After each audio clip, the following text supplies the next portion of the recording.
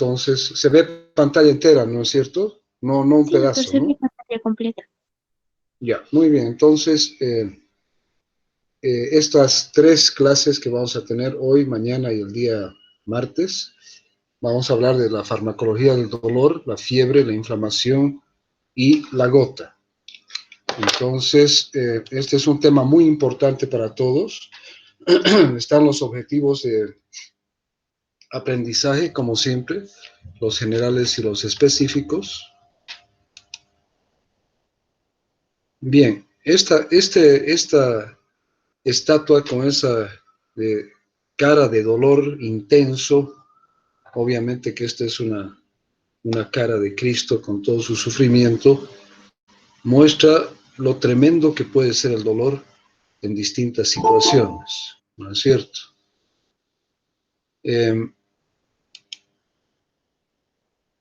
Si nosotros vemos, la definición del dolor es una experiencia emocional y sensorial desagradable, porque no es agradable, obviamente, a no ser que uno sea masoquista, ¿no? Cuya intensidad viene dada por un lado, perdón, por la intensidad del daño físico y por el otro el estado psicológico del paciente y que varía en su percepción individual. Esto es muy importante, ¿no es cierto? Entonces el dolor es desagradable. Hay dolores de distinta intensidad, leve, moderado, severo, inaguantable, como ustedes quieran llamarlo, ¿no es cierto? Que está relacionado generalmente con la intensidad, la magnitud del daño físico y por otro lado por el estado psicológico del paciente y que varía en su percepción individual. Quiere decir, cada uno de nosotros percibimos el dolor de una manera individual, diferente al otro. Por eso decimos hay personas que son más resistentes, entre comillas, al dolor y otras no, no tanto, ¿no es cierto? Hay personas que experimentan dolores intensos, pero las manifestaciones que ellos tienen hacia esta sensación dolorosa puede ser muy leve, ¿no es cierto? A ver, vamos a admitir a 2 personas más o 3, no sé. Un segundito, por favor. Ya.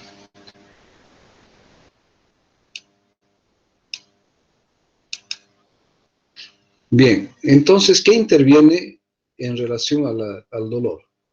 Hay ciertos elementos que son fundamentales. Uno, y en primer lugar, la sensación dolorosa. Es decir, ¿qué tipo de dolor es? Porque hay distintos tipos de dolor también, ¿no es cierto?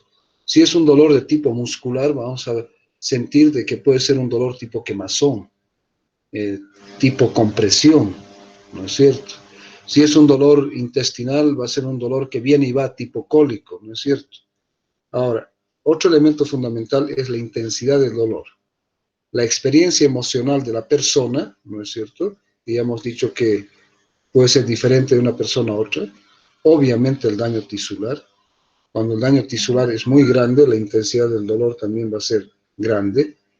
El estado psicológico en que se encuentra el individuo. Y por último, la experiencia cultural. Nosotros sabemos, y eso es una verdad, los anglosajones, desde que nacen, están entrenados a no mostrar o no exteriorizar físicamente sus emociones, ¿no es cierto? Y lo mismo ocurre muchas veces con la percepción y la demostración del dolor para estas personas, ¿no es cierto? Es decir, son más estoicos de cierta manera, no todos, obviamente, ¿no? Pero hay ciertas sociedades en las cuales son entrenados a que la expresión externa de sus sentimientos no debe ser demostrable ante las otras personas.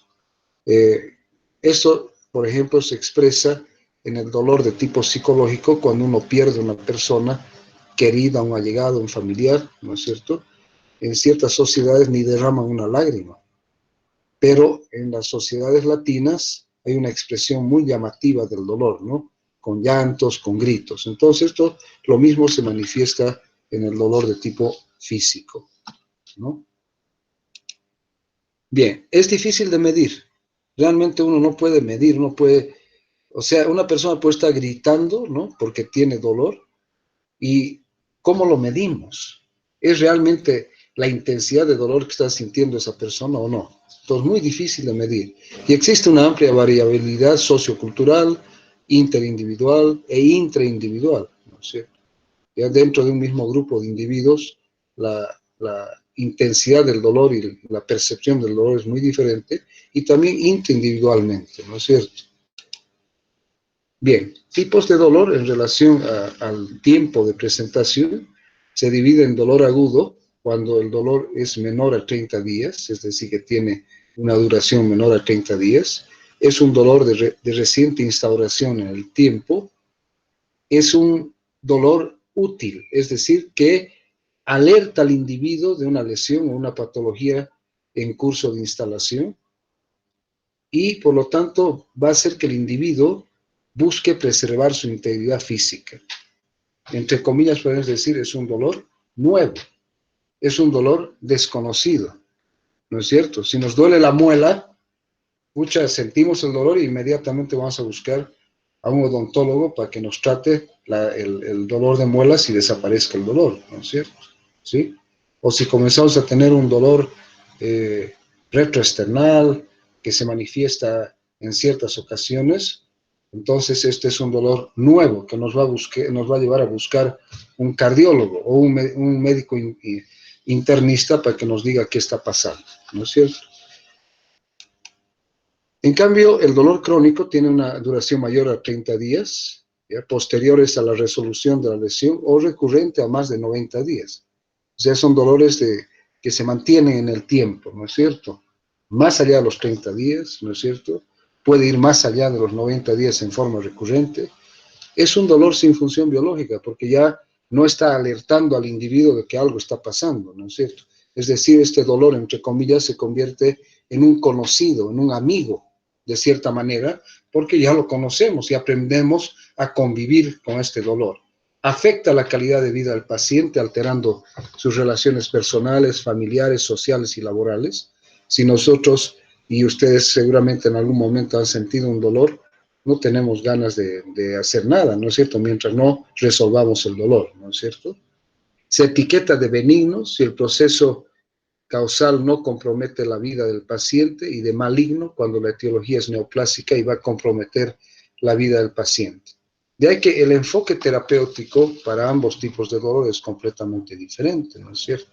En este dolor agudo vamos a utilizar fármacos que nos quitan el dolor en forma rápida y completa, ¿no es cierto? En cambio, en este tipo de dolor, especialmente en los de etiología maligna, vamos a buscar aliviar el dolor en lo posible.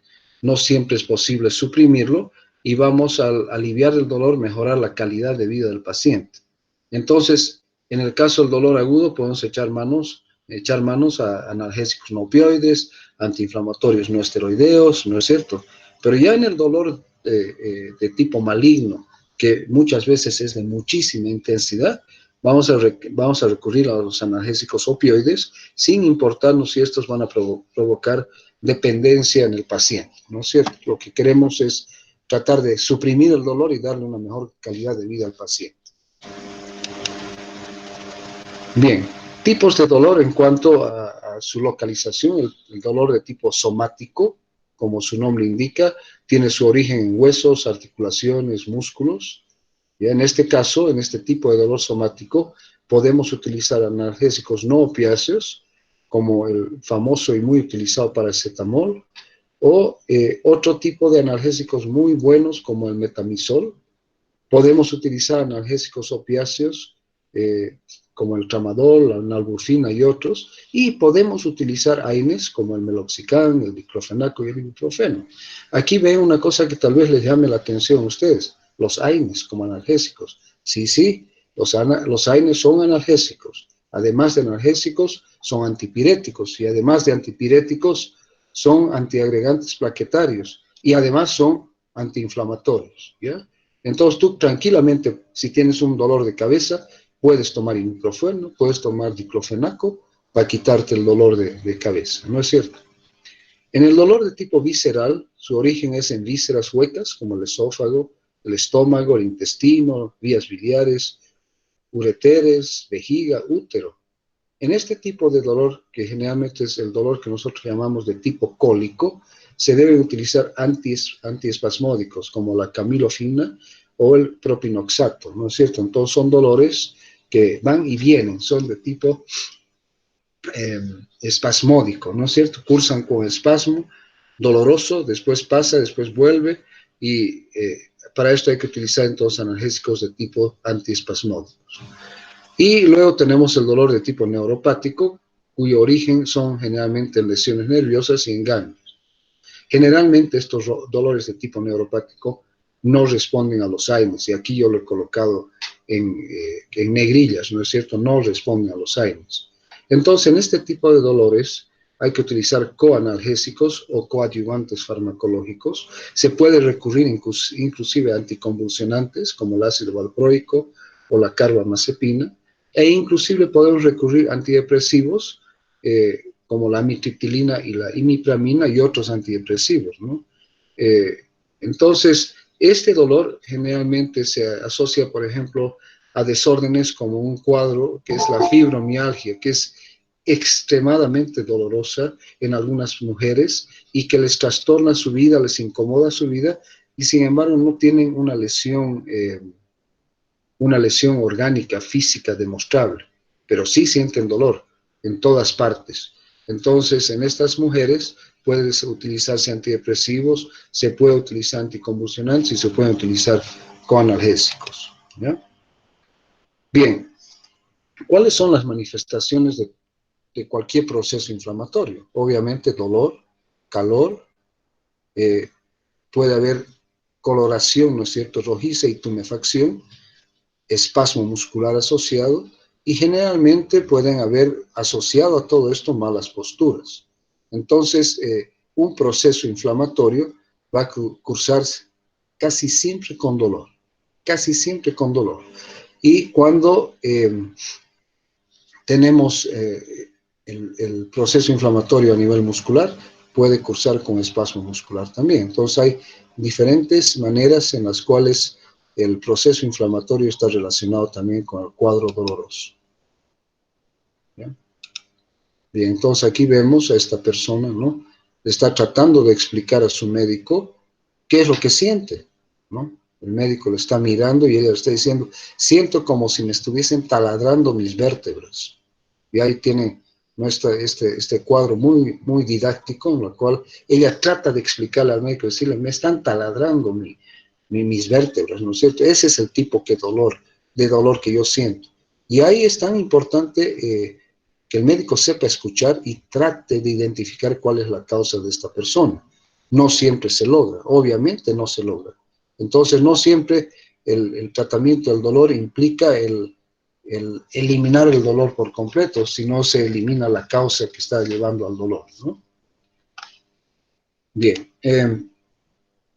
¿cuáles son las ventajas de un efectivo tratamiento del dolor? Satisfacción y confort del paciente. Obviamente, si desaparece el dolor, ¿no es cierto?, nuestra vida va a ser más llevadera. Mejor calidad de vida, mejor funcionamiento corporal y psíquico, porque el dolor también afecta el funcionamiento corporal, ¿no? Afecta la parte fisiológica y también afecta la parte psíquica. Permite a la persona una movilización temprana, es decir, no estar en reposo, ¿no es cierto? Permite volver a su vida, volver a sus actividades normales, ¿no es cierto? Menor uso de analgésicos y antiinflamatorios, obviamente que sí. No hay dolor, no hay necesidad de utilizar analgésicos y antiinflamatorios. Esto va a llevar a una menor estadía hospitalaria, porque hay muchos casos en los cuales los cuadros dolorosos requieren de estancia hospitalaria, y va a disminuir los costos, tanto para el paciente como para las instituciones, los seguros, los hospitales, ¿no es cierto? Bien, ¿cómo se debe realizar el tratamiento farmacológico del dolor? Se debe realizar siempre una selección individualizada del fármaco más adecuado. No podemos, y esto ya lo hemos dicho desde hace mucho tiempo, de que el tratamiento de las patologías deben ser individualizadas para cada paciente. Y cuando nosotros hablamos aquí de una selección individualizada del fármaco más adecuado, quiere decir que para Juan, cuando tiene cefalea, al tomar una aspirina le resuelve su problema. Pero para Pedro, la aspirina no le resuelve, pero sí el paracetamol. ¿no es cierto? ¿Ya? Y esto también se refiere al tipo de dolor que pueda tener la persona. Luego, la dosis debe ser individualizada, ¿ya? Como yo les decía, no es la misma dosis para un paciente y para el otro, ¿ya? Los dolores crónicos generalmente se utiliza la vía oral como vía de elección, y en el dolor agudo la vía parenteral será la de elección, ¿no es cierto? Entonces, cuando hablamos de dolor agudo, muchas veces estamos hablando de pacientes que están hospitalizados y de ahí que la vía parenteral es la más adecuada para este tipo de cuadros. Los fármacos deben ser administrados en intervalos fijos para mantener una concentración plasmática estable, es decir, que no podemos nosotros indicar al paciente tome su paracetamol cada 3 veces al día. Tenemos que decirle, tome su paracetamol cada 8 horas, o tome su diclofenaco cada 8 horas, o cada 12 horas, o cada 24 horas, ¿no es cierto? Lo que queremos nosotros es tener concentraciones plasmáticas estables. Y los fármacos analgésicos tienen que irse administrando de forma progresiva de acuerdo al escalón analgésico. ¿A qué nos referimos con esto? Que si el paciente tiene una cefalea no le vamos a dar morfina, ¿no es cierto? Tenemos que ir utilizando fármacos del primero, el segundo y el tercer escalón, como vamos a ver dentro de un rato. Entonces, la dosis del analgésico debe ser la dosis óptima, sin los efectos secundarios o con la menor cantidad de efectos secundarios posibles, ¿no es cierto? ¿Ya? En el caso, por ejemplo, de los analgésicos opioides, a mayor dosis, mayor cantidad de efectos adversos y serios también. Bien, cuando hablábamos de la escalera analgésica del dolor, es más o menos así. Hay una variación que tiene 5 peldaños, pero la más utilizada son 3 peldaños, ¿ya? Entonces, en el primer escalón, que es este aquí abajo, ¿ya? Tenemos, por ejemplo, dolor de poca intensidad y vamos a utilizar analgésicos no opioides y podemos utilizar adyuvantes, ¿ya? O coadyuvantes, ¿ya? En el primer escalón, ¿no es cierto? No vamos a utilizar analgésicos opioides. ¿Qué ocurre si el dolor persiste o se incrementa? Entonces pasamos al segundo escalón y ahí sí podíamos considerar, ojo, podíamos considerar analgésicos opioides, ¿ya? Pero siempre en primer lugar vamos a tener a los analgésicos no opioides y también los coadyuvantes, ¿ya? Si no se resuelve en este caso, podría considerar ya empezar a considerar un analgésico opioide. Si a pesar de eso el dolor persiste o se incrementa, entonces nosotros vamos a pasar ya a utilizar analgésicos opioides, sí, pero también siguen aquí en nuestra lista los no opioides y también los adyuvantes. Entonces, ustedes no pueden decir en el tercer analgésico solamente opioides, no.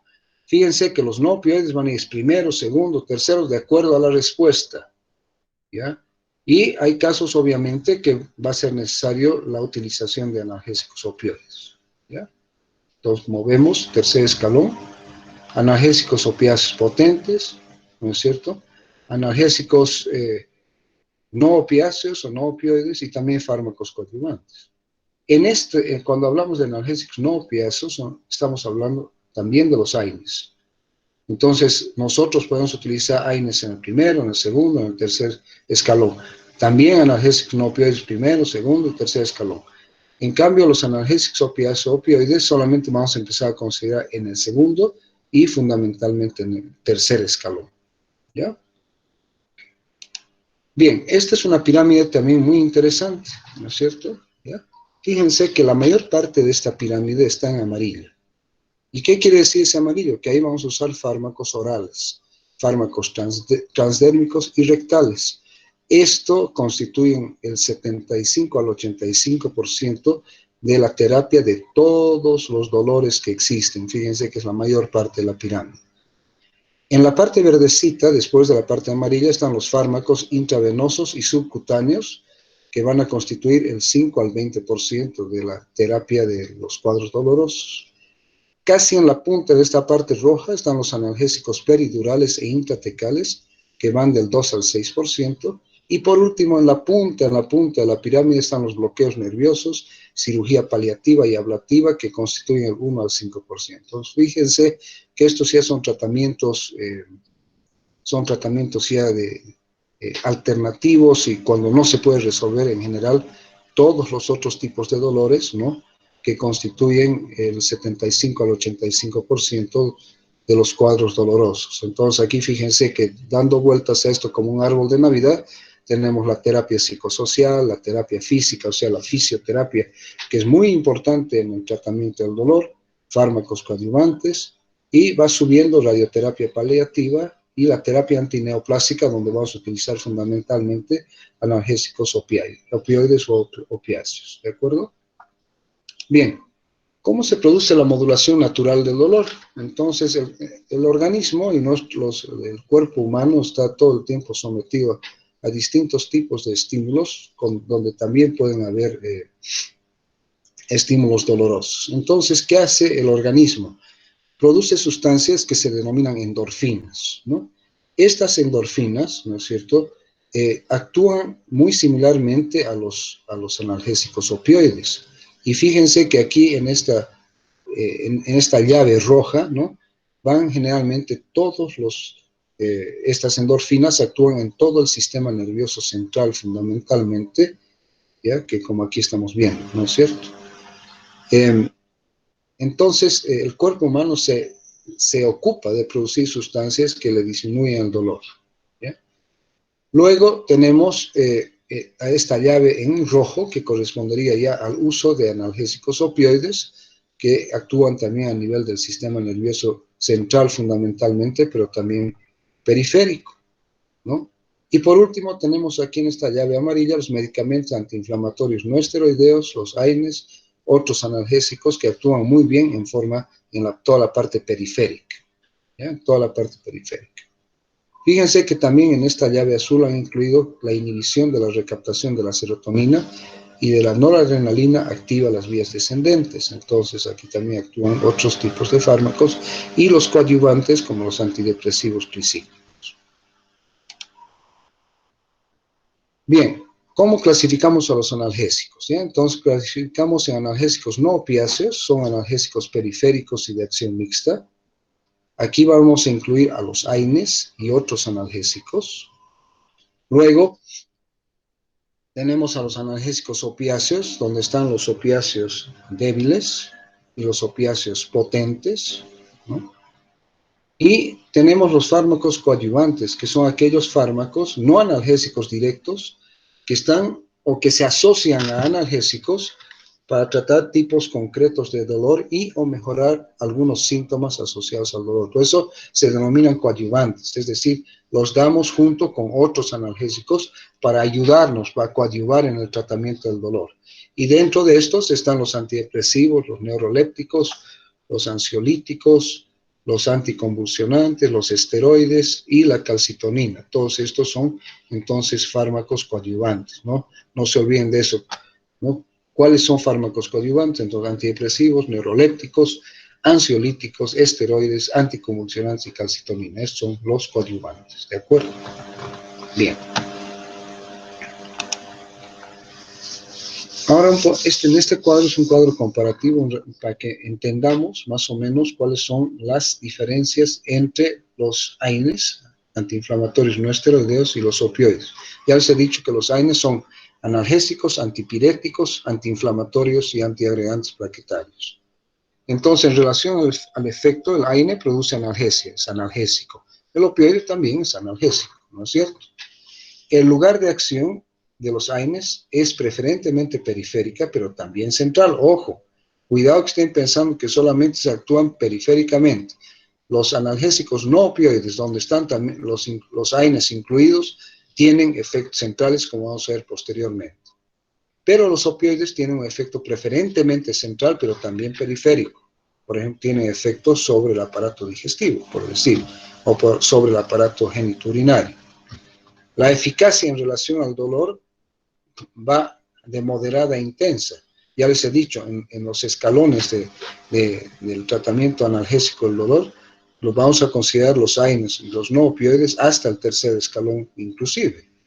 En cambio, los opioides tienen realmente una eficacia intensa en el tratamiento del dolor, o sea, son excelentes analgésicos, convierten la sensación desagradable del dolor en una sensación tolerable, de cierta manera, si quieren, entre comillas, agradable. Los usos clínicos de los AINES: cefaleas, artralgias, mialgias, dolores moderados de distinta índole, dolores severos, incluyendo dolores neoplásicos, ¿no es cierto? Y los opioides sí, obviamente van a estar en dolores intensos, severos, pero también en los dolores de tipo visceral, ¿ya? Otras acciones, lo que dijimos de los AINES: antiinflamatoria, antiagregante plaquetaria, antipirética. Y los opioides, narcosis, van a provocar sueño, constipación, retención urinaria, dependencia y tolerancia, ¿no es cierto? Además de otros efectos adversos importantes que hacen de que no se usen habitualmente. Hasta hace un tiempo en Estados Unidos los médicos recetaban con mucha facilidad analgésicos opioides para todo. Me duele mi cabeza, analgésico opioide.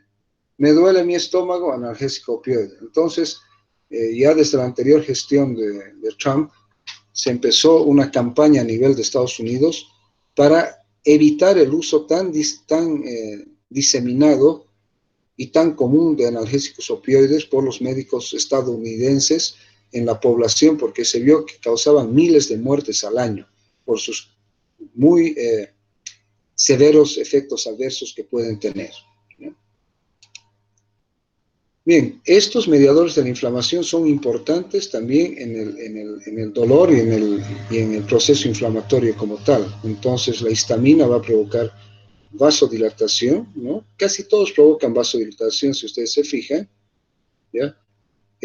Todos ellos en general producen aumento de la permeabilidad, ¿no? Pero fíjense que la bradicinina produce aumento de la permeabilidad y dolor, y las citocinas también producen dolor, ¿no? Pero en general todos ellos producen un aumento de la permeabilidad con un aumento de la salida de líquido, edema, ¿no? Y con todas las células inflamatorias que van junto con esto. Ya todos ellos prácticamente producen vasodilatación, las citocinas producen quimiotaxis y los leucotrienos también producen quimiotaxis. Recordar que los leucotrienos están muy relacionados con la inflamación. Bien. Este slide es también muy didáctico, donde nos dice que normalmente en el organismo existe un equilibrio entre el AMPC y el GMPC. Entonces, una neurona sin dolor, con un equilibrio estático, sería cuando el AMPC y el GMPC están en la misma cantidad. Fíjense, ambos en la misma cantidad, cuadrados del mismo tamaño, ¿ya? ¿Qué ocurre cuando hay una neurona con dolor? ¿Ya? El AMPC crece y el GMPC disminuye. Es decir, el AMPC predomina y da lugar al dolor, ¿no es cierto? Entonces es una neurona dolorosa en la cual se ha perdido este equilibrio estático. Y luego tenemos que cuando utilizamos analgésicos, ¿no es cierto?, o de distinto tipo, entonces vuelve el equilibrio en la neurona con un equilibrio entre los niveles de AMPC y GMPC. A eso llamamos entonces un equilibrio dinámico. Cuando no tiene dolor es un equilibrio estático, pero cuando utilizamos analgésico cambia de un desequilibrio que había acá, un equilibrio dinámico en el cual el AMPC y el GMPC ya se encuentran en la misma cantidad. Bien, esto es importante porque vamos a hablar bastante de esto. Esto es lo que llamamos la cadena de la inflamación y el dolor asociado a distintos elementos que nacen con los fosfolípidos de membrana, ¿ya? Nacen con los fosfolípidos de membrana, luego se forma por la fosfolipasa 2, se forma el ácido araquidónico, ¿no? Y el ácido araquidónico va a dar lugar a la formación de dos elementos importantes, ¿no? Que por un lado va a ser la vía de la ciclooxigenasa, que va a dar lugar a la formación de la ciclooxigenasa 1 y la ciclooxigenasa 2, y por otro lado va a dar lugar a la vía de la lipoxigenasa con la formación de los leucotrienos, ¿ya?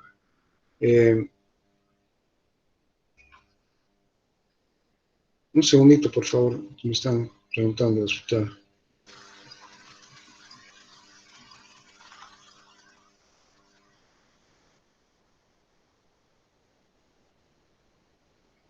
Un segundito.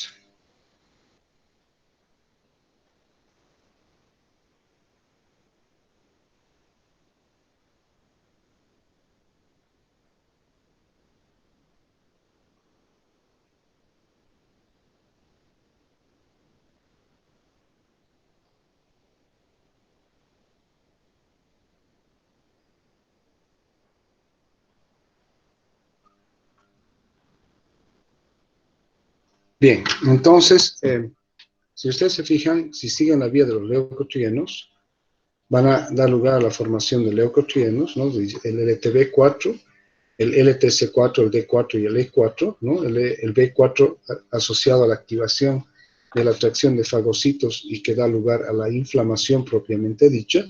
Y por otro lado, el LTC4, el D4 y el E4, que llevan una alteración de la permeabilidad vascular, que están muy relacionadas con la broncoconstricción y que son muy importantes en el asma, y un aumento de las secreciones. Entonces van a llevar al broncoespasmo, a la congestión y el taponamiento mucoso a nivel del árbol bronquial. Entonces, el que estaría relacionado con la inflamación es el LTB4. Por el otro lado, la ciclooxigenasa, que se divide en 1, 2 y 3, ¿ya? Que va a dar lugar a la formación de prostaglandinas, de tromboxanos y de prostaciclinas, ¿no?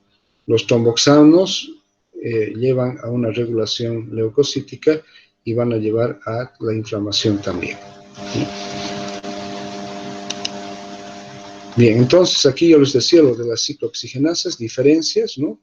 La COX-1 es constitutiva, ¿ya? La COX-2 también es constitutiva en algunos lugares, ¿ya? ¿Dónde es constitutiva? Sistema nervioso y riñón. Pero la COX-1 es constitutiva en muchos tejidos, como la mucosa gástrica, las plaquetas, los vasos sanguíneos y el riñón. ¿Ya? En cambio, la COX-2 es constitutiva en el sistema nervioso central y riñones, ¿no? Y es inductiva, que es fundamentalmente la COX-2 es inductiva, es decir, como su nombre dice, es inductiva, es inducida por la lesión, es inducida por la formación de ácido araquidónico que va a inducir a la formación de prostaglandinas relacionadas con la inflamación y va a llevar a inflamación en los tejidos, ¿no es cierto? Ahora, aquí yo tuve un error, no me fijé, pero esta es la COX-3, ¿ya? Que es constitutiva a nivel del sistema nervioso central, el hipotálamo, el epitálamo y el hipocampo, y que está relacionada también con el dolor a nivel central y fiebre. Por eso que los antiinflamatorios no esteroideos, como, el ibuprofeno, por ejemplo, se utilizan en el dolor y la fiebre, ¿no es cierto? ¿Ya? Esta es la COX-3, disculpen, es un error, no me fijé y no lo corregí. Bien, entonces, 3 tipos de COX, ¿ya?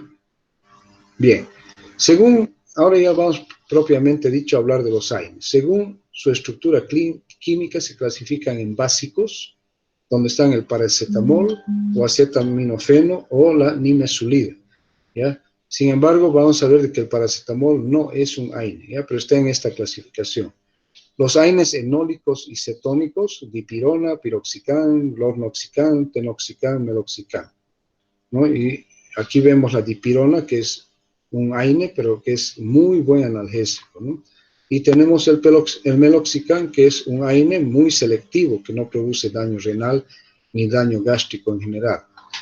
Luego tenemos los AINES ácido carboxílicos, donde está la aspirina, el diflunisal, el ácido mefenámico, el ácido niflúmico, el clonixinato de lisina, que es un excelente analgésico también, el diclofenaco, el ketorolaco, que además de ser un AINE tiene dentro de los AINES, además de su efecto antiinflamatorio, tiene fundamentalmente un muy buen efecto analgésico, la indometacina, el etedolac, el ibuprofeno, los más utilizados, y más utilizados en pediatría, ¿no es cierto?, pero también en adultos, el naproxeno, el flurbiprofeno y el ketoprofeno, ¿no? El ketoprofeno también muy buen antiinflamatorio y con muy buen efecto analgésico.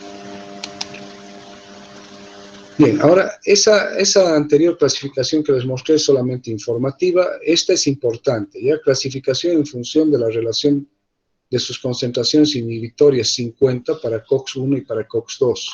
Y esto es importante que ustedes recuerden, ¿ya? Relativamente selectivos para la COX-1, que habíamos dicho que era constitutiva, o sea, que al utilizar estos pueden provocar daños a la mucosa gástrica y a los riñones. Está en el ácido acetilsalicílico, fíjense, 166 tiene, ¿no es cierto?, su concentración inhibitoria. La indometacina, que ya no tiene muchos usos, solamente para la persistencia del conducto arterioso, ¿ya? El sulindaco, 100, el piroxicam, miren, 250. Piroxicam es de la misma familia del meloxicam, pero este es extremadamente lesivo, 250, y el tolmetín, 175.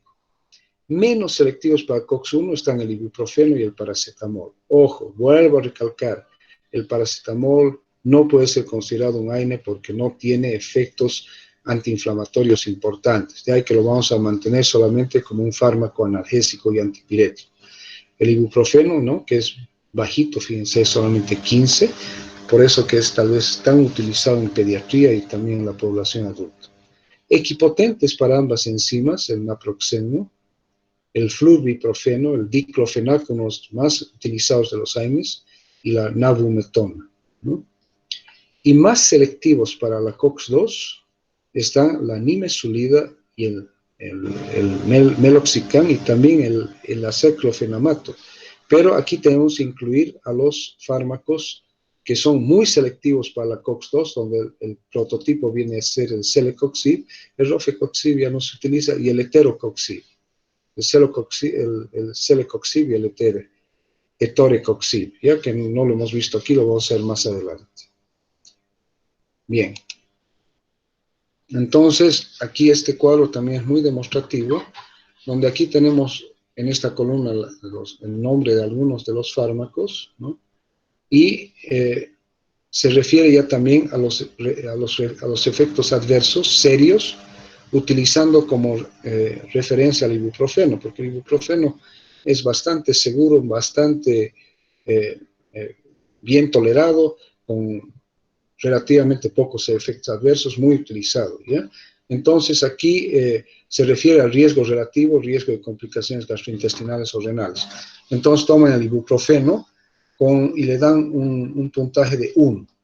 Y en relación a ese 1 van comparando otros. Entonces fíjense cómo el fenoprofeno ya no es de 1, sino 1,6. La aspirina también 1,6. Pero fíjense, el diclofenaco tiene una posibilidad de provocar más efectos adversos que la aspirina, ¿no? El sulindac ya 2,1, el diflunisal 2,2, el naproxeno 2,2, la indometacina 2,4, la tolmetina 3, fíjense que ya subió, el piroxicam 3,8, ¿no? Y esto se utiliza o se utilizaba mucho en el tratamiento de las enfermedades reumáticas.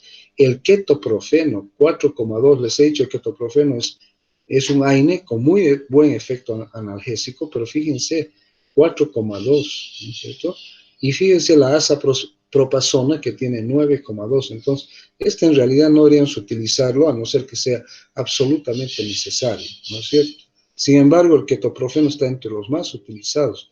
De aquí yo puedo señalar cuáles son los que utilizan mucho: ibuprofeno, aspirina, diclofenaco, el ketoprofeno, ¿no? Y en menor grado el naproxeno y el piroxicam. Bien, entonces las 4 características que debe tener un fármaco para ser considerado como un AINE, ¿ya? Tiene que ser antiinflamatorio, tiene que ser analgésico, tiene que ser antipirético y tiene que tener efecto antiagregante plaquetario. Sin embargo, el efecto antiagregante plaquetario de uso clínico solamente se da con la aspirina, porque la aspirina produce una inhibición irreversible de la ciclooxigenasa. Entonces, la única que vamos a utilizar dentro de los AINES como antiagregante plaquetario es la aspirina. El efecto antiagregante plaquetario de los otros AINES tiene más importancia cuando tú los asocias, por ejemplo, a fármacos que afectan la coagulación sanguínea, ¿ya? Bien.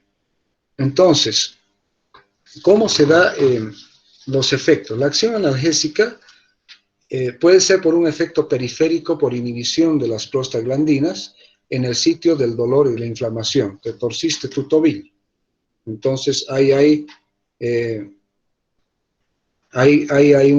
un lugar de inflamación local y ahí van a migrar los leucocitos, va a haber extravasación de líquido, van a migrar los mediadores de la inflamación y van a provocar dolor, ¿no? Ahí sí van a actuar también, inhibiendo la acción de prostaglandinas E y F, que sensibilizan a las terminaciones nerviosas nocioceptivas, a la bradicinina, la histamina y la serotonina, amplificando el dolor más evidente en asociación a procesos inflamatorios. Entonces aquí ya estamos viendo que su efecto es sobre prostaglandinas, ¿no es cierto? Y sobre otros mediadores de la inflamación, como la bradicinina, la histamina y la serotonina.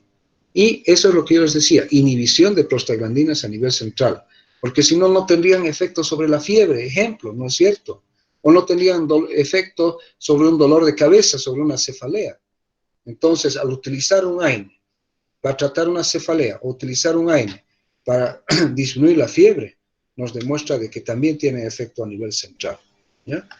Su efecto antiinflamatorio es a través de la inhibición de la vasodilatación mediada por prostaglandinas, no impiden la acumulación de células inflamatorias por prostaglandinas en los sitios de inflamación y dolor, y no revierten la destrucción tisular crónica que se produce, por ejemplo, en las enfermedades de tipo reumático, ¿ya?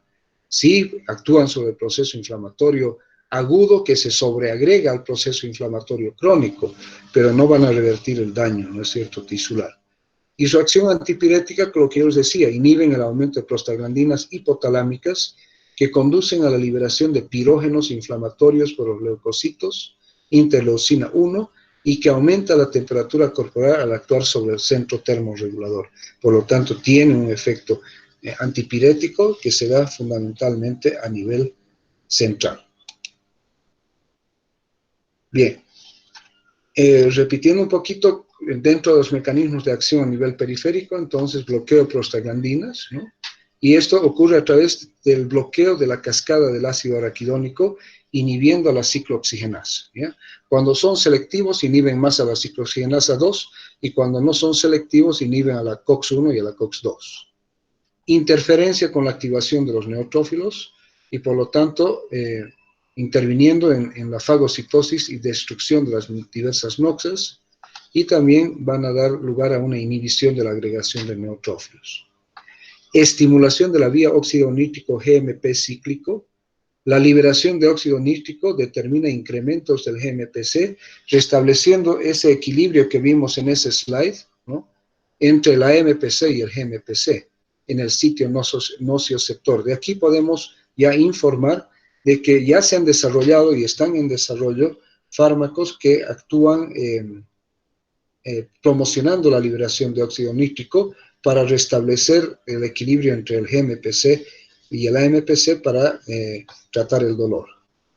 Inhibición de las citocinas o citoquinas, fármacos como la nimesulida, que lo hemos visto en la clasificación, antagonizan a la bradicinina y el factor de necrosis tumoral, que son productores de hiperalgesia, ¿no es cierto? Entonces, inhiben las citoquinas. Y por último, estimulación de las encefalinas endógenas en relación a su efecto periférico. No se olviden que habíamos hablado de las endorfinas, ¿no es cierto? ¿Sí? Las endorfinas y las dinorfinas que se producen a nivel central naturalmente, ¿no es cierto?, que son los analgésicos propios del organismo. A nivel central, producen inhibición de las prostaglandinas a nivel espinal y cerebral, producen incorporación en la membrana, lo que altera su viscosidad y se modifica la transmisión de señales dolorosas que vienen de la periferia hacia el sistema nervioso central, activan las vías de la serotonina 5-HT en el asta posterior de la médula, y las neuronas serotoninérgicas están involucradas en la transmisión de la señal dolorosa desde la periferia hacia el sistema nervioso central. Su activación va a disminuir la transmisión. Entonces, estos son los mecanismos de acción de los AINES y de los analgésicos de su tipo en relación a sus efectos centrales y el tratamiento del dolor.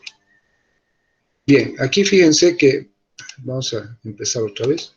Objetivo terapéutico, empezamos con este slide, ¿ya? Fíjense, Si el objetivo terapéutico es antiagregación plaquetaria, aspirina. Si el objetivo terapéutico es dolor y fiebre, podemos utilizar cualquier AINE, ¿no es cierto?, incluyendo también la aspirina, el ibuprofeno, el diclofenaco, lo que ustedes quieran, y uno que no es AINE, el paracetamol. Y si es fiebre también prácticamente los mismos, ¿no? Aspirina, ibuprofeno, paracetamol, diclofenaco, lo que ustedes quieran, ¿no es cierto? ¿Ya? Hemos dicho antiagregación plaquetaria solamente la aspirina a dosis bajas. Y hay que para conseguir el efecto antiagregante plaquetario de la aspirina, solo es necesario la dosis que contiene una aspirineta, que va de 80 a 100 miligramos. ¿Ya? Si el objetivo terapéutico es inflamación crónica, inflamación aguda, leve, vamos a utilizar AINES. Si es el caso, un ibuprofeno, por ejemplo, de acción corta, o AINES ya de acción larga, como el naproxeno, el meloxicam, que su efecto es más prolongado, se administran una vez al día y tienen efectos más prolongados. Y en situaciones particulares, por ejemplo, la indometacina, como yo les dije, hoy en día, solamente para el tratamiento de la persistencia del conducto arterioso en el niño que nace, o en ciertos tipos de artritis reumatoide refractaria a otros AINES, y que también se utiliza en la indometacina en la gota aguda fundamentalmente, ¿ya? Pero después de eso la indometacina no se utiliza, recalco, no se utiliza porque puede producir granulocitopenia, aplasia medular, por lo cual la indometacina tiene indicaciones precisas, ¿ya? Bien, entonces, indicaciones para el uso de estos analgésicos, los usamos como analgésicos, como antipiréticos, como antiinflamatorios, como antiagregantes plaquetarios, como antigotosos, en infecciones de las vías aéreas respiratorias agudas de tipo viral, con excepción de la aspirina en niños, ¿ya? En infecciones virales no se puede utilizar la aspirina en niños hasta los 15 años, ¿ya? Eso vamos a ver después por qué. Para promocionar el cierre del conducto arterioso, hemos dicho la indometacina, en procesos inflamatorios de tipo dermatológico y en traumatismos de distinta índole, ¿no? Entonces aquí podemos ver un cuadro, ¿no?, donde más o menos, vamos a sacar lo general, porque aquí no crean que yo pretendo que sepan los valores de acá. Lo único que quiero que sepan, fíjense, aquí tenemos paracetamol, fenilbutazona, naproxeno, butifeno, indometacina, ketorolaco, etelolaco, diclofenaco, piroxicam, ácido mefenámico, nabumetona y la aspirina. Fíjense que todos tienen una buena biodisponibilidad por vía oral, ¿no es cierto? Todos, ¿ya? Que va del 80 hasta el 100%. La vida media, obviamente, que es variable. La unión a proteínas también, fíjense que es, con excepción del paracetamol que hemos dicho que no es AINE, ya todos los otros tienen una unión a proteínas que es de más del 90%, ¿no es cierto? ¿Ya? Excreción urinaria sin metabolizar, ¿ya? Sin metabolizar, para la mayor parte es baja, con excepción del ketorolaco, que es de 60%, y el etodolaco, que es menor al 40%. ¿Ya? Entonces, este cuadrito sirve para eso, para solamente que ustedes se den cuenta que todos tienen una buena biodisponibilidad, todos tienen una unión a las proteínas alta, con excepción del paracetamol, como hemos dicho, ¿no es cierto? ¿Ya? Y la eliminación o excreción urinaria es fundamental para ciertos, como el ketorolaco y el etodolaco, pero para el resto, primero se metaboliza antes de ser excretados. Efectos colaterales, y entonces aquí fíjense que en esta columna hemos puesto irritación gástrica, ulceración gástrica, disfunción plaquetaria, anemia hemolítica, disfunción renal, disfunción hepática, reacciones alérgicas y efectos sobre el sistema nervioso central. Entonces, en esta primera columna están los salicilatos, donde está la aspirina. Sí produce irritación gástrica, sí puede producir ulceración gástrica, disfunción plaquetaria, obviamente, porque es el principal antiagregante plaquetario de este grupo. Sí pueden producir disfunción renal, sí pueden producir disfunción hepática y sí, lo que es importante, pueden dar reacciones alérgicas. Entonces, fíjense que si usamos aspirina es probable, ya estoy hablando a dosis terapéuticas durante periodos relativamente largos, más de una semana, van a dar lugar entonces probablemente a irritación gástrica y pueden dar lugar a la formación de úlceras gástricas y también lo que es importante son las reacciones alérgicas, ¿ya? Sobre el sistema nervioso central, característico de la intoxicación por aspirina es el tinnitus, el ruido en los oídos. Ahora fíjense, el paracetamol no tiene prácticamente ningún efecto sobre los otros, con excepción que el paracetamol es muy hepatotóxico. 3 cruces le estamos dando aquí, y lo vamos a ver después. ¿Ya? Saltaremos estos que no son muy comúnmente utilizados y vámonos al ketorolaco. El ketorolaco es un AINE, pero lo usamos mucho como un analgésico muy eficaz para el tratamiento de distintos tipos de dolor. Al ser AINE puede provocar irritación gástrica, puede provocar úlcera gástrica, puede provocar disfunción renal, pero la disfunción hepática es baja, una cruz, y las reacciones alérgicas también es una cruz. Y fíjense, se utiliza para la cefalea, sí, pero puede provocar cefalea. Entonces, ¿a qué nos referimos con esto?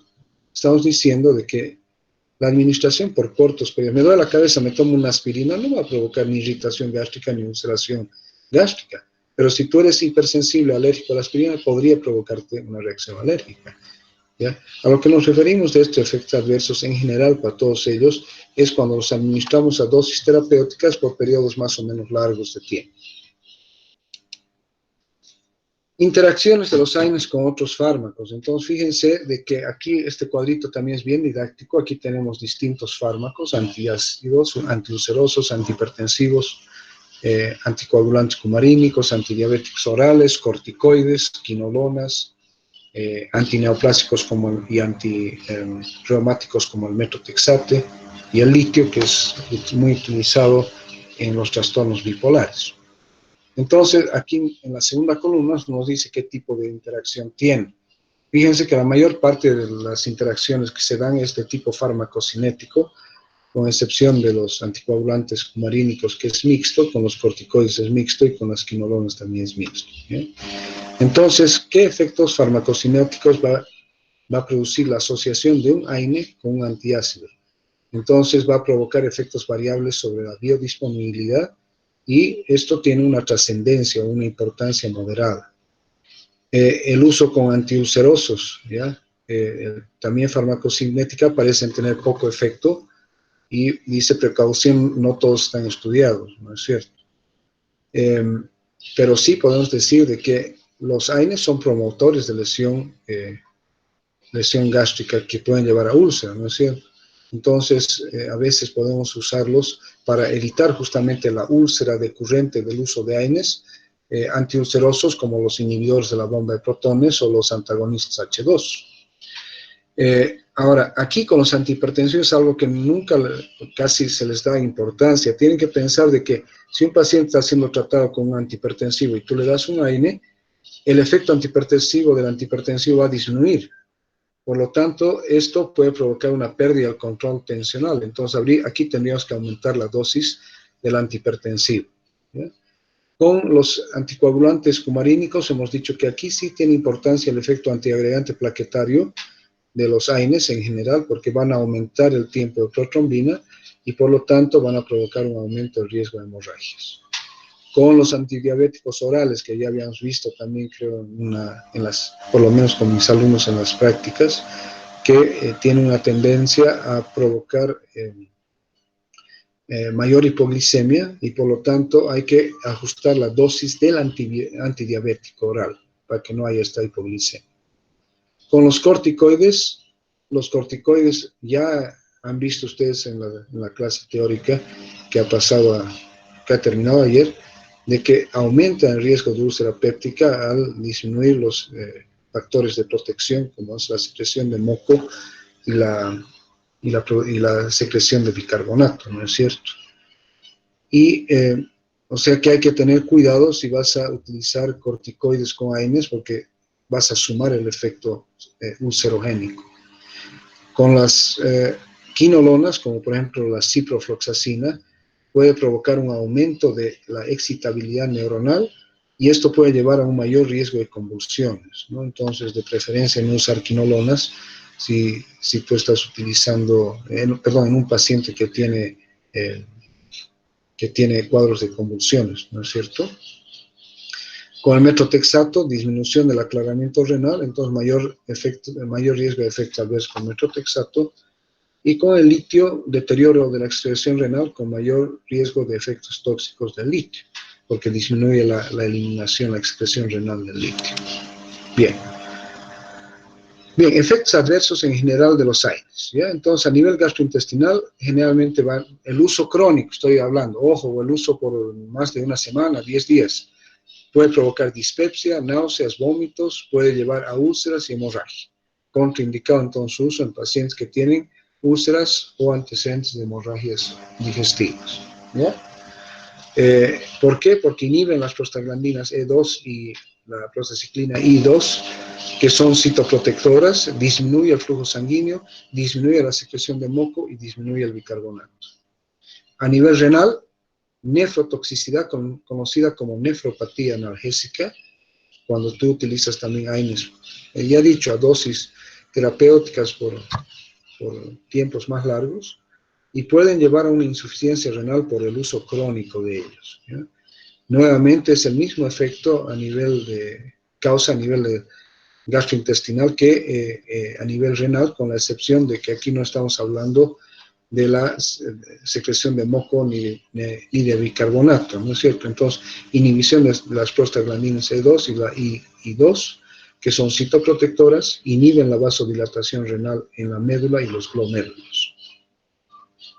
A nivel de otros órganos y tejidos puede dar lugar a broncoespasmo, ¿ya? Eso hay que tomar en cuenta en pacientes que son asmáticos. Pueden dar lugar a erupciones cutáneas y alergias, ¿no? Generalmente estas son decurrentes de reacciones de hipersensibilidad al fármaco. Gastrointestinales, entonces, las principales manifestaciones, resumiendo: pirosis, dispepsia, gastritis, dolor, úlceras y hemorragia digestiva. Efectos adversos a nivel renal: reducción de la función renal, retención de agua, sodio y potasio, y pueden dar lugar a lo que habíamos dicho hace un rato, a la toxicidad renal crónica, y da lugar a lo que se llama la nefropatía analgésica, ¿no es cierto? Reacciones de hipersensibilidad, que constituyen el tercer efecto adverso más frecuente y que aparece en 1 a 2% de los pacientes, fundamentalmente pacientes que utilizan aspirina, pero puede ser con cualquier AINE también. Entonces, primero gastrointestinales, segundo renales, casi en la misma proporción. Tercer lugar, reacciones de hipersensibilidad. Luego vienen reacciones hematológicas importantes, como la granulocitosis, con la fenilbutazona, con la anemia plástica con pirazolonas, la indometacina, e incluyendo al diclofenaco, que es tan utilizado. Esto hay que tomar siempre en cuenta: el diclofenaco no es una mansa paloma, como se dice, ¿no es cierto? Reacciones hepáticas, como hepatitis por antiinflamatorios de tipo reversible, ¿ya? A esto llamamos las hepatitis analgésicas cuando estamos utilizando AINES, que felizmente son de tipo reversible, pero que en el caso del paracetamol pueden ser irreversibles con una necrosis hepática fulminante. Otras reacciones: irritabilidad, cefaleas, mareos. Se llama cefalea analgésica, cuando hay cefalea, cuando tú estás utilizando analgésicos que se usan para tratar las cefaleas. Mareos, acúfenos, somnolencia, fotosensibilidad, broncoespasmo en pacientes con asma, rinitis alérgicas agravan a pacientes, especialmente pacientes que tienen pólipos nasales y rinitis, y pueden provocar su administración durante el embarazo, un cierre prematuro del ducto arterioso, de ahí que no se aconseja su administración durante el embarazo. Esto es una foto que saqué del libro, creo que es del Katzo, no me acuerdo, donde están más o menos las dosis de referencia, ¿ya? De los distintos, ¿no? AINES. Entonces, fíjense, por ejemplo, la aspirina va de 1200 a 1500 miligramos cada 8 horas, cuando uno quiere tratar un proceso inflamatorio. Son dosis bien altas, ¿no es cierto? ¿Ya? Puede llegar a 4.5 gramos por día, ¿no? El celecoxib de 100 a 200 miligramos cada 12 horas, ¿no? El diclofenaco variable de 50 a 150 máximo por día, ¿ya? 50 cada 8 horas, generalmente esto no está muy bien, 50 miligramos cada 8 horas, 75 miligramos cada 12 horas. y 100 miligramos cada 24 horas del diclofenac. Y después, ¿cuál otro que usamos? El ibuprofeno. Ya como esto en adulto, como dosis de 400 a 600 miligramos cada 6 horas. La indometacina hemos dicho en la gota y en la persistencia del conducto arterioso no la usamos habitualmente, no la usamos, estoy repitiendo. El ketoprofeno aquí está con C, 70 miligramos, pero aquí también es variable, ¿ya? Porque puede ser 50 cada 8 horas, 100 cada 12 horas, ¿no? O 200 también en un solo día. El meloxicam solamente tiene 2 dosis, 7.5 y 15 miligramos diarios, una sola vez al día. La nabumetona de 1 a 2 gramos cada 6 horas. El naproxeno, la dosis típica, 375 miligramos cada 12 horas, utilizado en pacientes generalmente con artritis reumatoide. El piroxicam tiene dosis así fijas, 20 miligramos diarios y punto. Igual que el meloxicam, 7.5, 15 diarios, se acabó, ¿no? Bien, los otros no tienen mucha importancia. Bien, entonces, humildad no es sinónimo de pobreza, humildad es sinónimo de calidad de persona, ¿no? Las personas humildes y los médicos humildes son los mejores médicos, ¿no? Eso hay que tomar en cuenta. Bien, vamos a continuar un poquito con la clase, tenemos todavía tiempo. Bien, la aspirina. ¿Ya? La aspirina es el prototipo de los AINES, ¿ya? La aspirina es el prototipo de los AINES, es analgésico, es antiinflamatorio, antipirético, y hemos dicho que es el único AINE que se utiliza como antiagregante plaquetario. Tiene diversos usos y cada vez se encuentran otros usos. Síndrome de la clase turista, esto se refiere a los pasajeros de avión que van en clase turista en los aviones con las piernas bien dobladas porque no tienen espacio para estirarlas porque son tan estrechos los asientos y los espacios entre las filas de asientos. Entonces pueden desarrollar una trombosis venosa profunda en las piernas y puede dar lugar a un tromboembolismo pulmonar, por ejemplo. Entonces, si uno va a viajar a Madrid, o va a viajar a Londres, o a París, o va a viajar inclusive a Estados Unidos con 6-7 horas, es buena idea tomarse una aspirineta unos 2 días antes de viajar, o 3 días, porque su efecto no es inmediato, ¿no? Unos 2 o 3 días, una aspirinetita por día para evitar esto. Prevención de accidentes cerebrovasculares de tipo isquémico, ¿no? ¿Ya? Isquémico. Trasplante de órganos. Se ha encontrado que también puede ser útil en el tratamiento de la enfermedad de Alzheimer. Diabéticos con retinopatía. Abortos repetitivos por síndrome antifosfolipídico. Neuroprotección también, el infarto cerebral, ¿no? El tipo isquémico. La angina inestable, ¿sí?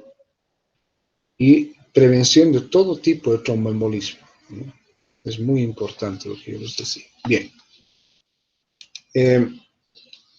Las dosis en niños son de 15 a 20 miligramos por kilogramo dosis, máximo hasta 40 a 80 miligramos kilogramo día en los niños, no más de eso, ¿ya? Por eso que hay la aspirineta, ¿no es cierto? En los adultos tienen distintas dosis de acuerdo al efecto que queremos lograr. Si queremos que sea antipirética y analgésico, le vamos a dar de 300 a 1000 miligramos, es decir, 300 miligramos a 1 gramo, en 3 a 4 tomas según el cuadro clínico. Pero generalmente es suficiente 1 o 2 aspirinas para tratar una cefalea, ¿no es cierto? ¿Bien? Como antiinflamatorio, fíjense que las dosis ya suben, van de 1200 a 1500 miligramos de 3 a 4 veces al día. Entonces podemos llegar, ¿no?, hasta más de 4 gramos por día para el efecto antiinflamatorio. Y a estas dosis tan altas, los efectos adversos a nivel de la mucosa gástrica y a nivel renal van a ser mucho más altos, ¿no? Entonces, procesos reumáticos agudos, fíjense, 4 a 8 gramos por día. Aquí ya puede dar lugar a fenómenos de toxicidad por la aspirina, ¿no? Y como antitrombóticos, antiagregantes plaquetarios, hemos dicho dosis bajitas, generalmente 80 a 100 miligramos por día, una aspirineta, o puede llegarse máximo a un 300 miligramos por día. Pero el efecto antitrombótico y su efecto antiagregante plaquetario se logra con dosis bajas de una aspirineta de 80 a 100 miligramos por día.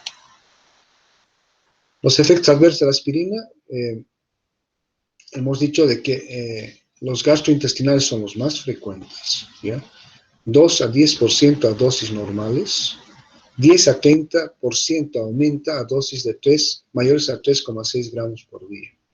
Entonces, fíjense, a mayor dosis, lo que yo les decía, dosis antiinflamatorias, los efectos adversos gastrointestinales también son mayores. Y 30 a 90% en pacientes con gastritis o duodenitis previas. Por lo tanto, contraindicado utilizar en pacientes con gastritis o duodenitis previas, ¿ya? Efectos a nivel del sistema nervioso central, como tinnitus, mareos, ¿no? Efectos nefrotóxicos que hemos dicho, ¿no? La nefropatía, alteraciones hematológicas como ser eh, agranulocitosis, aplasias, la hepatitis analgésica que hemos dicho que es reversible, elevación del ácido úrico dependiendo de la dosis, ¿no? Por eso hay que ver aquí cuando veamos gota a qué dosis van a elevar el ácido úrico. Hipersensibilidad que hemos dicho que es muy común, y el síndrome de Reye que se presenta nosotros consideramos la niñez hasta los 15 años. Entonces, pacientes que tienen cuadros virales establecidos, por decirles una infección viral de la piel, ¿no es cierto?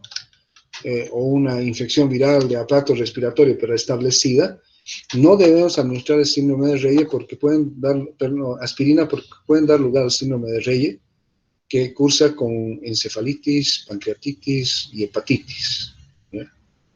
Eso es obviamente cuando tú le das aspirina en horario, digamos cada 6 o cada 8 horas durante 4 o 5 días. Entonces el riesgo del síndrome de Reye, que hemos dicho que es pancreatitis, hepatitis y encefalitis en niños, en más pequeños más frecuente, pero puede llegar hasta los 15 años de edad, ¿no? Ahí está contraindicado. Por ejemplo, si tienen un cuadro gripal, no utilizar aspirina en niños, ¿no? La intoxicación, generalmente la intoxicación se da con dosis a 30 miligramos por decilitro o dosis mayores a 4 gramos por día, que hemos dicho que a veces para conseguir el efecto antiinflamatorio tiene que ser más de 4 gramos por día a largo plazo. Y la intoxicación, y esto recuerden, se denomina salicilismo.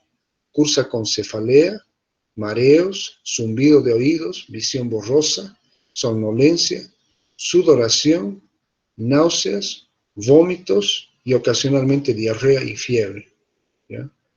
Y también puede llevar a una acidosis de tipo metabólico. El tratamiento va a ser emesis, lavado gástrico, administración de carbón activado, alcalinización de la orina mediante la administración de bicarbonato de sodio. Eso va a hacer de que la aspirina, que es un ácido débil, en una orina alcalina esté polarizada, ¿no? Sea hidrosoluble y se excrete, ¿no es cierto? Administración de cantidades adecuadas de líquidos intravenosos, hemodiálisis en adultos y niños mayores y diálisis peritoneal en lactantes, ¿no? Entonces no se olviden que esto es el salicilismo y su tratamiento. Precauciones y advertencias de la aspirina, antecedentes de úlcera péptica, ¿ya? Gastritis o anormalidades de la coagulación, niños y adolescentes con enfermedad febril viral, síndrome de Reye, que hemos dicho, pacientes embarazadas, porque puede prolongar el trabajo de parto y además aumentar el riesgo de sangrado materno y fetal, ¿ya?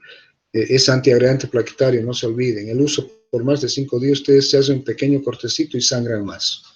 Pacientes asmáticos y o con rinitis alérgica y pólipos nasales, porque pueden dar lugar a un cuadro de broncoconstricción, o sea, una crisis de asma aguda.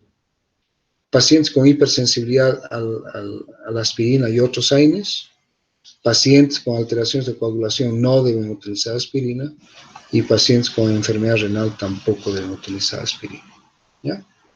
Entonces, estas son las dosis de adultos, que hemos dicho que es variable, ¿ya? En adultos va de 200 a 400, o podemos decir de 200 a 500 mejor, corregimos aquí. 200 a 500 miligramos cada 4 a 6 horas, o 600 a 1200 miligramos día en varias dosis. Generalmente la dosificación es cada 6 horas. En niños hemos hecho 10 a 20 miligramos kilogramo peso día cada 8 horas. ¿Listo? Y en el tratamiento de procesos inflamatorios, la posología es de 400 miligramos cada 6 horas o 600 miligramos cada 8 a 12 horas como dosis inicial y 400 a 600 miligramos cada 12 horas como dosis de mantenimiento. Sin embargo, ante esto, que aumenta el riesgo de efectos adversos importantes a nivel gástrico, renal, etcétera, etcétera, es mejor utilizar otros antiinflamatorios. Pero con esto no decimos que la aspirina es un excelente analgésico, un excelente antipirético y obviamente un muy buen antiagregante plaquetario. Bien, otro fármaco, el ketoprofeno, ¿ya? Hemos dicho, ya hemos visto los antiinflamatorios en la parte previa. Aquí estamos hablando de algunas cosas puntuales en relación a las dosis. El ketoprofeno, que es muy gastrolesivo, hemos dicho, ¿no es cierto? Pero muy buen analgésico, muy buen antiinflamatorio. ¿Ya? Se dice que el ketoprofeno tiene efectos sobre la vía de la lipoxigenasa y sobre la vía de la ciclooxigenasa, por lo tanto su efecto antiinflamatorio es excelente, pero tiene un muy buen efecto analgésico también. Viene en tabletas de 12.5, 25, 50, 100, 150 y 200 miligramos, ¿no? ¿Ya? En niños, las dosis es de 0,5 miligramos por kilogramo cada 6 a 8 horas. Generalmente se maneja cada 8 horas, ¿ya? Y en adulto se maneja 50, 75, 100 miligramos, ¿ya? 50 cada 8 horas, 75 cada 12, o 100 a 200 miligramos, 100 a 200 miligramos cada 24 horas. O podemos hacer 100 miligramos cada 12 horas también. La dosis máxima es de 200 miligramos cada 24 horas. El diclofenaco, conocido por todo el mundo en todas partes, ¿no? ¿Ya? Es un fármaco muy utilizado fundamentalmente en adultos, pero también en niños. En adultos es de 50 miligramos, un comprimido cada 8 horas, 75 miligramos, un comprimido cada 12 horas o inyectable cada 12 horas, o un comprimido de acción retardada de 100 miligramos cada 24 horas. La dosis máxima diaria en el adulto es de 150 miligramos diarios. Ustedes dirán, pero si es 150, ¿por qué 100 miligramos una vez al día? Porque es una forma retardada, ¿ya? En niños, en realidad de 2 a 3 miligramos, sí, pero esto puede ser tan bajo como de 1 a 3 miligramos kilogramo día, ¿ya? Entonces mejor diríamos 1 miligramo a 3 miligramos kilogramo día en 2 a 3 dosis, ¿ya? Generalmente cada 8 horas, ¿ya? Los efectos adversos del diclofenaco, como cualquier AM, ¿no? Y puede provocar temporalmente una elevación de las transaminasas, que hemos dicho que a nivel hepático los efectos adversos son reversibles, pero en caso de que este aumento de transaminasa sea persistente, sería mejor retirar el fármaco y dejar de administrarlo. Los oxicams, ¿ya? Aquí tenemos la familia del piroxicam, el tenoxicam, el meloxicam y el nornoxicam. El más utilizado, y eso les recalco, es el meloxicam.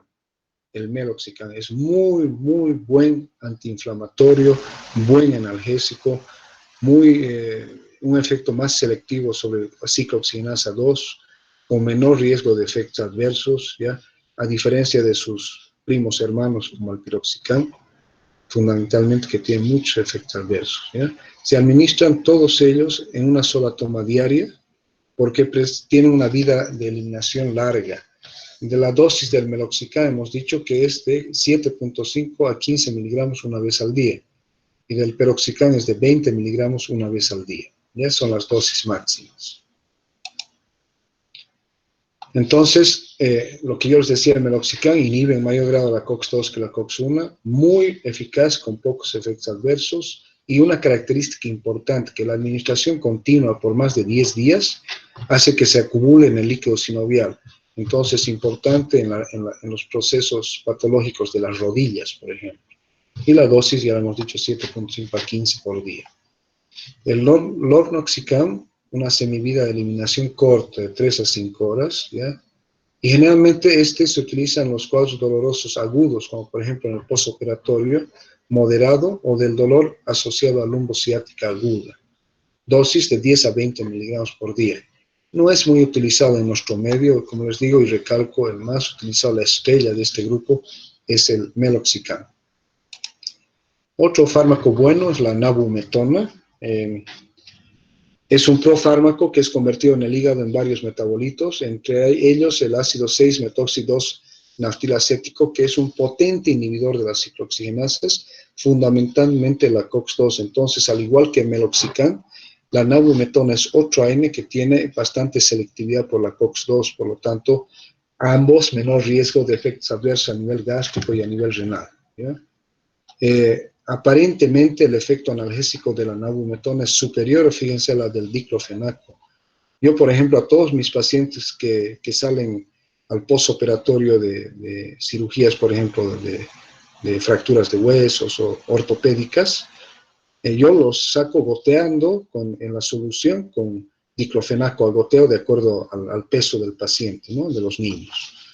Yo utilizo mucho diclofenaco en el postoperatorio, me gusta mucho porque tiene muy buen efecto analgésico y también efecto antiinflamatorio, ¿ya?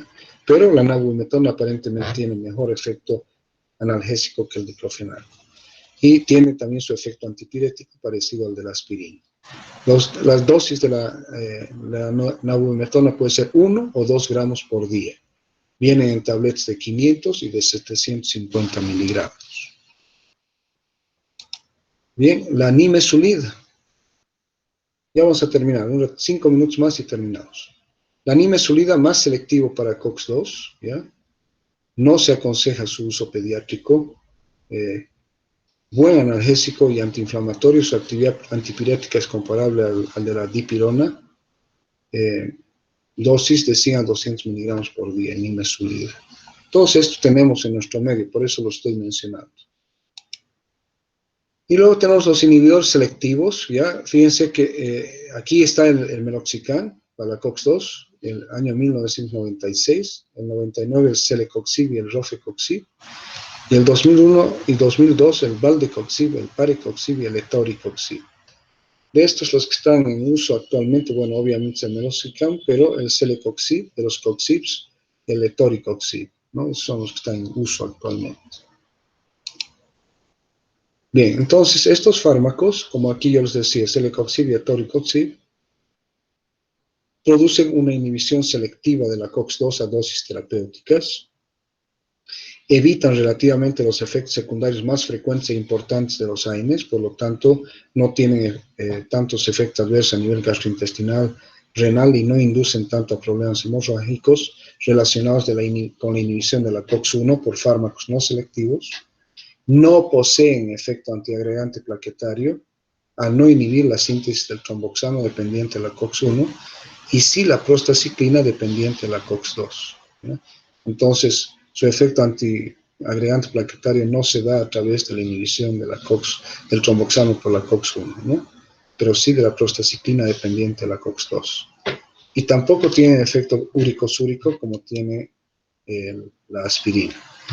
Las dosis celecoxib, 200 miligramos por día, o 100 a 200 miligramos cada 12 horas, ¿ya? Hay aquí en nuestro medio celecoxib. Y el etoricoxib, que ahorita es la estrella de las farmacéuticas, ¿ya? 60 miligramos por día, ¿no? Muy buen antiinflamatorio analgésico. Ya les he dicho, ambos son muy buenos fármacos selectivos para la COX-2. Y se retiraron, como les dije, del mercado el valdecoxib, el parecoxib, el robecoxib, porque tenían serios efectos cardiovasculares. No se utilizan. Los únicos que están en uso es el celecoxib y el toricoxib, y los dos los tenemos en nuestro medio. Muy buenos fármacos también. Efectos adversos, ¿ya? ¿Cuáles son los efectos adversos más frecuentes de los coxibs, ¿no? De los selectivos COX-2? Exantema, dolor abdominal, diarrea, dispepsia, flatulencia, osteitis alveolar, mareo, insomnio, faringitis, rinitis y sinusitis. Y parece que condicionan una mayor frecuencia de infecciones del tracto respiratorio superior y la formación de edemas. Estos son frecuentes. Entonces, fíjense que tampoco son mansas palomas. Tienen efectos adversos, pero no son gastrolesivos, ¿no? Tampoco lesionan los riñones, como los otros. Menos frecuentes, efectos adversos severos como síndrome de Stevens-Johnson, necrólisis epidérmica tóxica, eritema multiforme, dermatitis exfoliativa, así como anafilaxia y angioedema. Y pueden presentar hipersensibilidad cruzada con Alzheimer. Entonces, pueden tener efectos adversos menos frecuentes, bastante serios, que afectan fundamentalmente a la piel, ¿no? Que afectan fundamentalmente a la piel, ¿ya? ¿Cuáles son las contraindicaciones de estos fármacos? Alergia a sulfonamidas o a salicilatos o AINES, asma, rinitis aguda, pólipos nasales, edema angioneurótico, urticaria u otras reacciones de tipo alérgico, que es común en general a los AINES, úlcera péptica activa o hemorragia gastrointestinal. A pesar de ser selectivos para la COX-2, siempre hay que tomar en cuenta que no se deben administrar en pacientes con úlcera péptica o hemorragia gastrointestinal o enfermedad inflamatoria intestinal. Insuficiencia cardíaca grave por posible retención de líquidos y edemas, que ocurre no solo con ellos, sino también con los Alzheimer, e insuficiencia hepática grave o insuficiencia renal grave. Bien, otros analgésicos no opioides, ya ahí hemos dicho, al paracetamol lo he sacado de los AINES. Ustedes en algunos textos van a encontrar el paracetamol, que es lo mismo el acetaminofeno, dentro de los AINES, no son AINES, ¿ya? No es AINES, listo. No tienen efecto antiinflamatorio. Entonces, dentro de este grupo, el más utilizado es el metabolito activo de la fenacetina, que son el paracetamol o el acetaminofeno, son ambos la misma cosa. Ojo, paracetamol o acetaminofeno es lo mismo y es un metabolito activo de la fenacetina. Es el sustituto natural, si quieren llamarlo, de la aspirina, como analgésico o antipirético, cuando está contraindicada el uso de la aspirina o su utilización es desaconsejable. Y aquí yo lo he recalcado y en mayúsculas, no tiene efecto antiinflamatorio importante para ser considerado como un antiinflamatorio. Por lo tanto, no quiero escucharlos decir a ustedes, chicos y chicas, de que dentro de los AINES está el paracetamol. No, lo estamos poniendo como otros analgésicos no opioides. Bien, importante en relación a su farmacocinética es que un 4% se metaboliza por la citocromo P450, dando lugar a un metabolito intermedio reactivo, que es la N-acetilbenzoquinona imina, que a dosis terapéuticas se detoxifica rápidamente por el glutatión reducido y se elimina en la orina después de la conjugación con cisteína y con ácido mercaptopúrico. Eso es lo normal, la dosis terapéutica, estamos hablando, por decir, 500 miligramos cada 6 horas o 500 miligramos cada 8 horas, ¿no es cierto? Esas son dosis terapéuticas. Estamos llegando a 2 gramos, ¿no es cierto? Cuando es cada 4 horas y estamos llegando a 1.5 gramos cuando estamos dando cada 8 horas. Cuando se excede la dosis terapéutica puede dar lugar a un efecto tóxico fatal con necrosis hepática fulminante. Esto se da generalmente en niños. ¿Por qué? Porque los niños tienen una tendencia a tratar de tomar lo que es de color bonito y dulce. Y infelizmente, como el paracetamol o acetaminofeno es muy utilizado en pediatría como analgésico y antipirético, entonces está frecuentemente en los hogares y cuando uno lo tiene al alcance de los niños, ellos ven un frasco de un color bonito, si pueden lo abren y se toman todito el frasco. Y pueden dar lugar entonces a una necrosis hepática fulminante. Por eso que como cualquier fármaco debe mantenerse lejos de los niños. Entonces, los efectos secundarios más frecuentes, erupciones exantemáticas, urticaria, fiebre, pancreatitis en caso de sobredosis, piuria estéril, efectos adversos renales con dosis elevadas, alteraciones sanguíneas como trombocitopenia, leucopenia, pancitopenia, neutropenia, agranulocitosis, ictericia, incremento de los valores de transaminasas, fíjense, que puede tener efectos secundarios importantes, y nuevamente cefalea, la cefalea analgésica que puede presentarse con cualquier AINE o con cualquier otro fármaco analgésico que se utilice y puede dar lugar a una cefalea. Y importante, lo coloqué aquí en rojo, anemia hemolítica en pacientes con deficiencia de la glucosa 6-fosfato deshidrogenasa, enzima que no está presente en toda la población y que el uso concomitante, pero el uso de paracetamol en estos pacientes puede dar lugar a una anemia hemolítica. Es muy difícil saber quién en la población tiene y quién no. Para esto tendríamos que hacer un examen de laboratorio especializado. Indicaciones, entonces, tratamiento sintomático del dolor de intensidad leve o moderada, dolor musculoesquelético, artrosis, artritis reumatoide, cefaleas, odontalgias o dismenorrea, dolor postquirúrgico, fiebre, y es lo que yo les decía, el sustituto de la aspirina. Bien, las dosis, ¿no?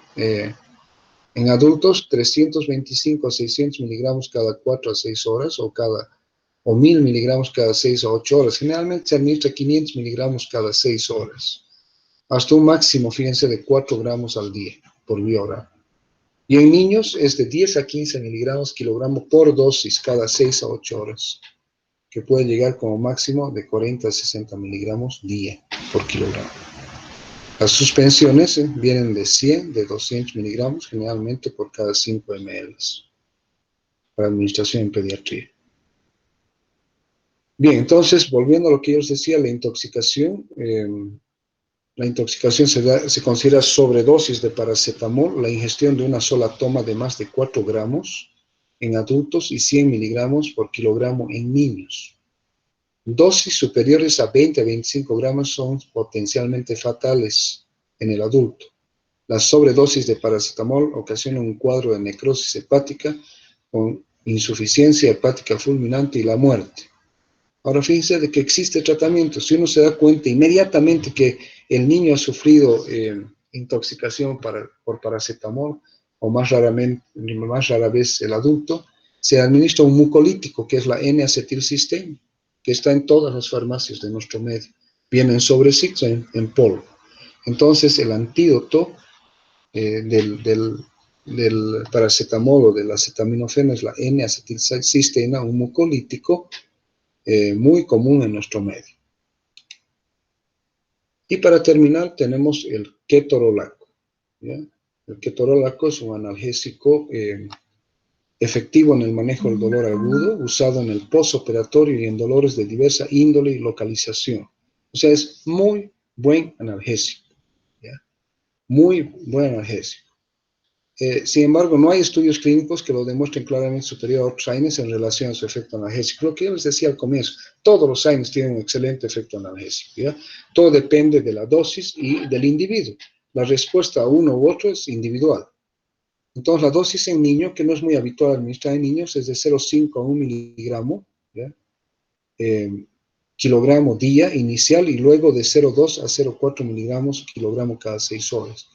En el hospital pediátrico de Manuel Asensio Villarruel, que de aquí del complejo hospitalario Viedma, sí se indica ketorolaco en el postoperatorio de los niños, ¿ya? Esta es la dosis. Los adultos, de 20 a 60 miligramos por toma, ¿ya? Lo interesante de esto es de que vienen en distintas presentaciones. Por ejemplo, vienen de 20, de 30 y de 60 miligramos, ¿ya? La de 30 generalmente es, además de su presentación normal, viene para administración sublingual. Entonces, su efecto analgésico de 30 miligramos de ketorolaco sublingual es excelente. De carga puede llegarse a 60 miligramos, no sobrepasar los 150 miligramos en el primer día y 120 miligramos en días sucesivos. Y no debe administrarse, ojo, no debe administrarse más de 3 a 5 días seguidos, especialmente en todos los pacientes, pero especialmente en mayores de 60 años, porque incrementa el riesgo cardiovascular y puede provocar muertes relacionadas con problemas cardiovasculares, ¿ya?